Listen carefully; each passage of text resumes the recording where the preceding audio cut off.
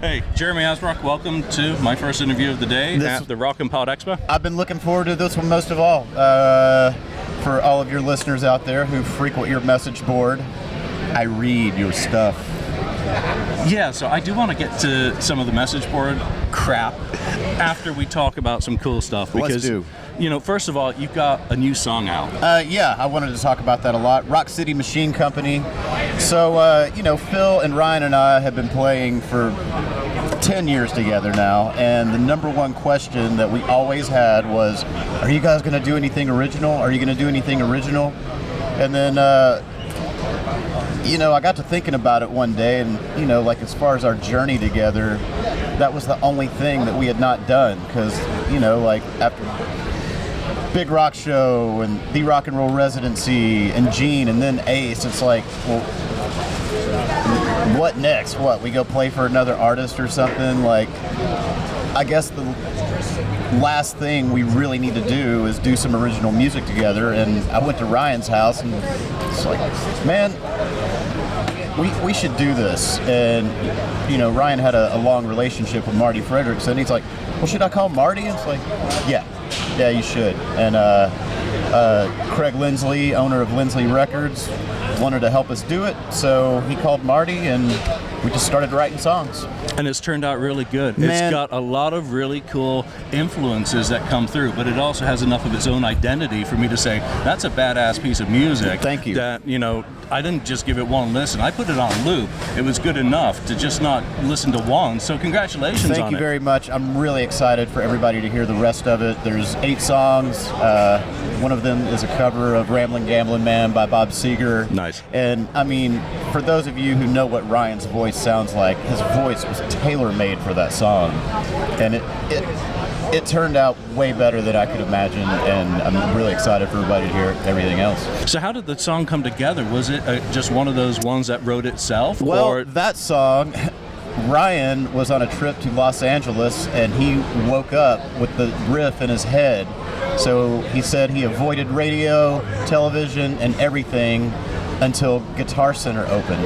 And he showed up at Guitar Center right at opening, went straight to the acoustic room, picked up an acoustic, worked out the riff, played it, made a voice memo, and we started writing it with Marty from there.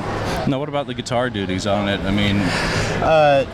Ryan played rhythm, I played all the solos, and Phil played bass. We kind of kept our Ace Frehley lineup instrumentation intact.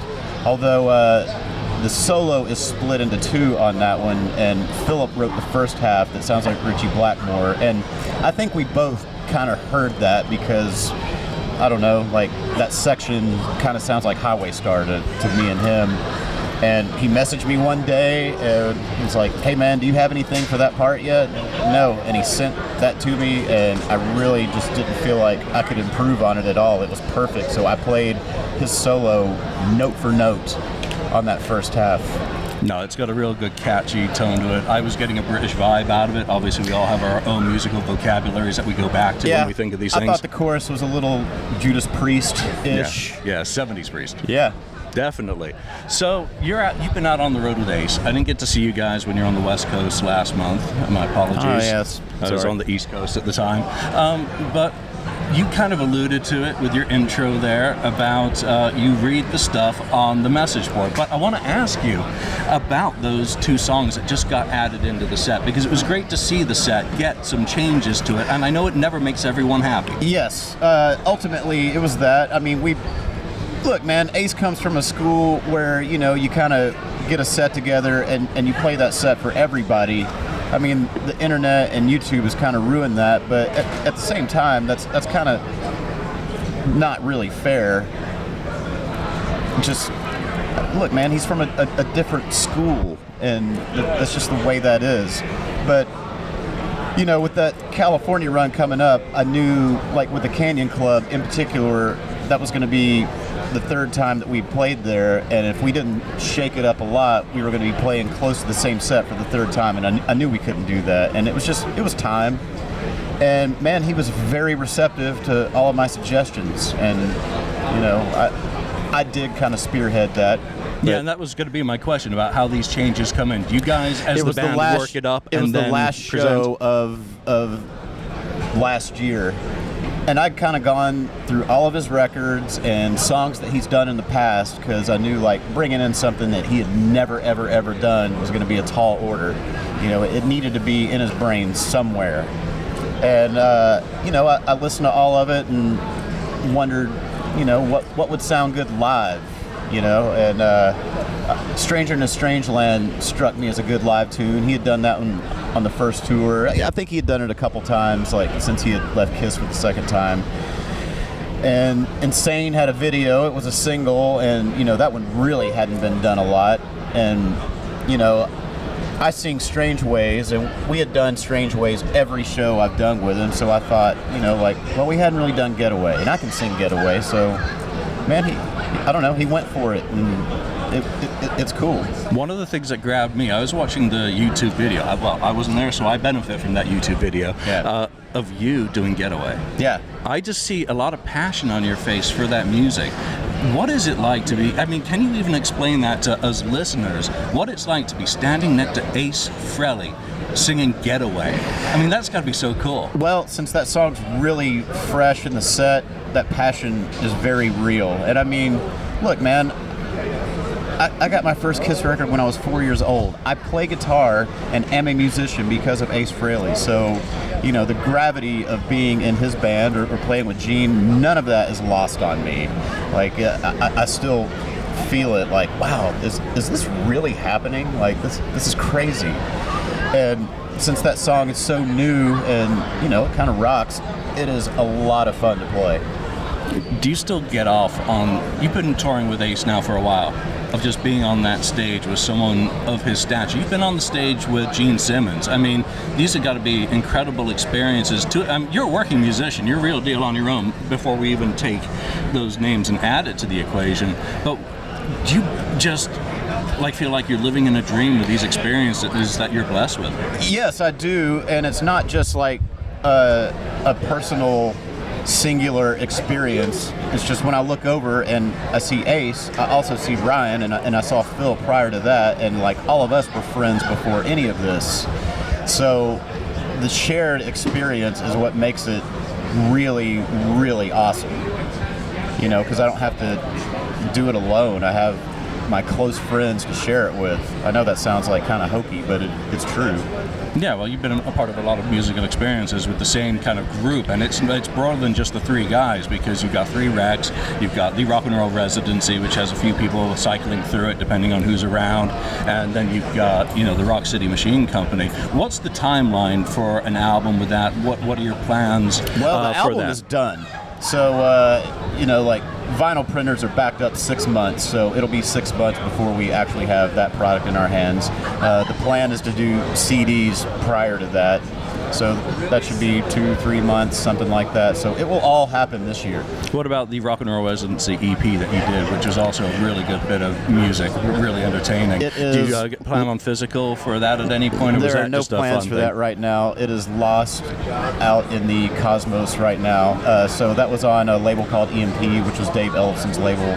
They folded the label, and honestly, I don't really know what's going on with any of that. It's just, if you got it, congratulations. If you didn't, I have no idea when you're going to get it again. Right. And you mentioned vinyl for the new stuff. How important is vinyl now as a revenue stream, or not necessarily just talking about the money side, but in terms of being able to survive as a working musician? Well, there was just an article that came out that vinyl outsold CDs for the first time in like 32 years or something like that. So, you know, since people are buying mainly vinyl, it is pretty important.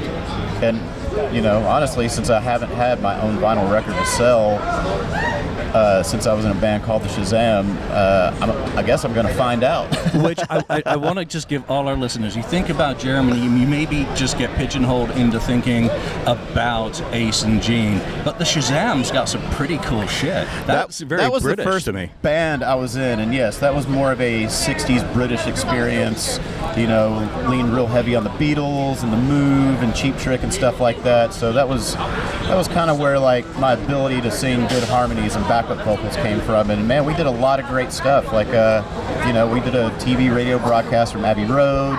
We played Earl's Court, and then little Steven latched onto the band, and we did a lot of stuff here as a result of that. And but sometimes the wave does not break. So, And there were what, 4 albums, 3 albums? 5. 5.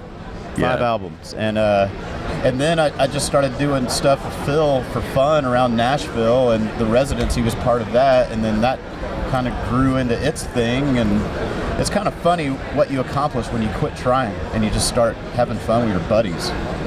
Yeah, and if you're making you music start playing and you're with Gene smiling, Simmons and Ace Frehley. yeah, and smiling, because that's got to be what it's about. But what do you have planned for the rest of the year? You've just finished up that leg with Ace. You've got this new single out now that people can go listen to. Yeah. What's the rest of 2023 look for you? We're going to have a very busy summer with Ace, and by the time the summer wraps up, Rock City Machine Company's album will be out, and hopefully we'll be doing a lot of work with that. I mean, we kind of plan on trying to elevate that into something. Ryan and I and Phil would all like it to do a little more than just be this little thing we did and we sell a few vinyls and that's that. I'd love to go do shows and make it live and breathe. Right. My last question for you is, obviously everyone knows about the importance and inspiration of a guy like Ace Frehley to you. Who are some of the other key players that you really feel are a part of your playing DNA, that you think back to a lick that you worked on, you heard on a record, that really became centrally important to your musical identity? Man, there are so many of those guys, both Aerosmith guitar players, Jimmy Page, Zal Clemenson from the sensational Alex Harvey band. There's a lot of his playing in my playing. Angus Young, really all the greats that are regarded as the kings of guitar, and that's why they are the kings of guitar. I mean, and it's really funny that all of those guys influenced so many players, and all of us sound different. We all interpreted all of that a little differently. Like even Phil and I, we are very close in age and personality and musical taste, but he and I don't really play alike. Oh, and I can't leave out Eddie Van Halen. Eddie is such a big guy in my playing, and you can't hear any of his playing in mine, but his rhythm guitar playing definitely has an effect on how I play rhythm and what chord inversions I would use or string groupings and stuff, because he kind of strays away from just your typical bar chord. And when Rock City Machine Company comes out, you'll hear that. And when that does come out, you'll hear basically every classic rock band in that stuff. So you said my other main band here, Aerosmith. What's your favorite Aerosmith song or album? Oh, Jesus. Yeah, put you on the spot. My favorite Aerosmith album is probably Rocks, even though Night Bob plays Rocks before every single Ace show, so you'd think I'm tired of it now, but, I still love it dearly. Well, Night Bob, again, I've interviewed him for my Aerosmith books. What does he bring into the sound mix that makes him that legendary status for you? Volume and clarity. Volume and clarity. That's what it's all about. All right, Jeremy, any last words for everyone out there? Yeah, let's talk about your posters real quick. I read all of your stuff. Look, man, don't get hung up on what we're not playing. Just kind of enjoy Ace for being here now. Look, because I talked to a drummer of a very, very prominent classic rocker who's planning his farewell tour. We are not going to have these people forever, so just enjoy it while it's here. If there's some new stuff added, just enjoy it. Detroit Rock City is not going anywhere. I mean, Ryan sings the shit out of that song, and from the stage when we do those rarities, it gets a little response, but from the stage, Detroit Rock City gets the biggest response out of everything we do, and everything gets gauged on that. So that's the way it is. And as far as people feeling like Ace should not play any non-Ace songs, even if I weren't in the band, I would feel that's bullshit, because he was the guitar player for Kiss. He is in the Rock and Roll Hall of Fame because he was a guitar player for Kiss. Those iconic solos are his, not Tommy Thayer's. So Ace deserves to get to play those iconic solos. And honestly, Ace never carried an entire show vocally, so sometimes he needs a vocal break, and that's the perfect time for one of us to sing an awesome Kiss classic and for him him to play those solos that made him fucking famous in the first place. As a fan, I want to hear that. As a fan, I want to hear it, and I also want to just celebrate that Ace is still out on the road. Man, Ace is 3 years younger than my mom, so I try to imagine my mom out there doing this, and I can't. It does not compute, does it? So, you know, we all travel kind of the same, and, you know, yeah, he's just love it and enjoy it, because you know what, man? One day it ain't going to be there. And that's a great way to end it. Enjoy the music, live the music, breathe the music. Jeremy Asbrock, thank you very much for joining us today. Thank you, Julian. I've been looking forward to your interview a lot, and thank you for the books and giving the Gene Simmons Band our day-to-day in your book, because like I have that forever, because otherwise I would kind of forget some of that stuff, and it's neat to have that. Well, we look forward to hopefully more Gene Simmons stuff in the future. Me too. All right, thanks, Jeremy. All right, thanks, Julian.